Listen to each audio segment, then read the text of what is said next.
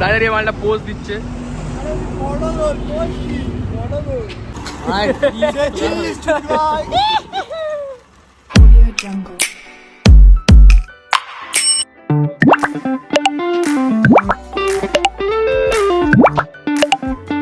Hello বন্ধুরা, তিনজনে মিলে বেরিয়ে পড়লাম আজকে একটা নতুন উদ্দেশ্যে। এমনিও খুব খিদে পেয়েছিল, রাত্রির তখন বাজে 12টা। কোথায় যাব, কোন দিকে যাব কিছু ঠিক করতে পারছিলাম না। হঠাৎ ভাইরা বলল কোথাও একটা যাওয়া যাবে, তো চলো সেখানে যাওয়া যাক। চলো। তো বন্ধুরা, আমরা অনেক খুঁজতে খুঁজতে পৌঁছে গেছিলাম কলকাতা ধাবা। সেখানকার জায়গাটা ছিল অসাধারণ, আর সেখানে বাইরে বসার মতো জায়গাও ছিল,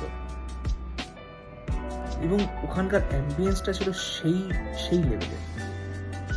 আমরা পৌঁছে গেছিলাম নববর্ষের দিনে, তাই হয়তো জায়গাটা এত সুন্দর করে সাজানো ছিল।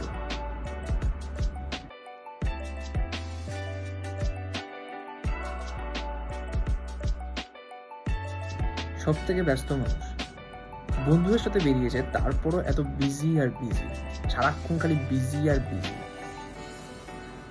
ওর থেকে ব্যস্ত মানুষ মনে হয় পৃথিবীতে আর কেউ নেই।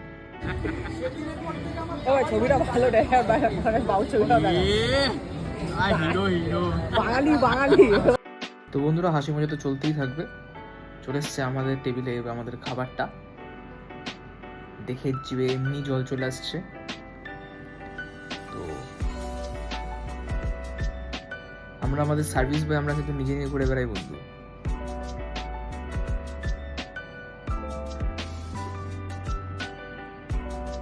এত সুন্দর সার্ভিস মনে হয় কোনো জায়গায় কেউ সার্ভিস অন্তত করে দেয় না।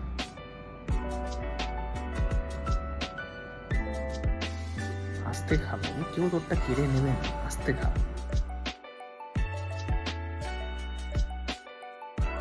বন্ধুরা, আর যাই বলো, খাবারটা ছিল সেই লেভেলের, কোনো কথা হবে না।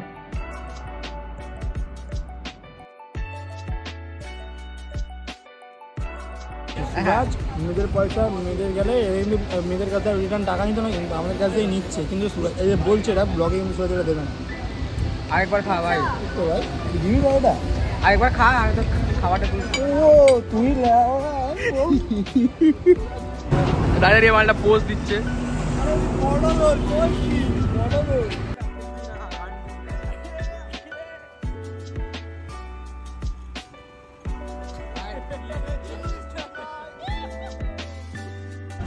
ভাই তোরা কি হজম করতে পেরেছিস নাকি ভাই?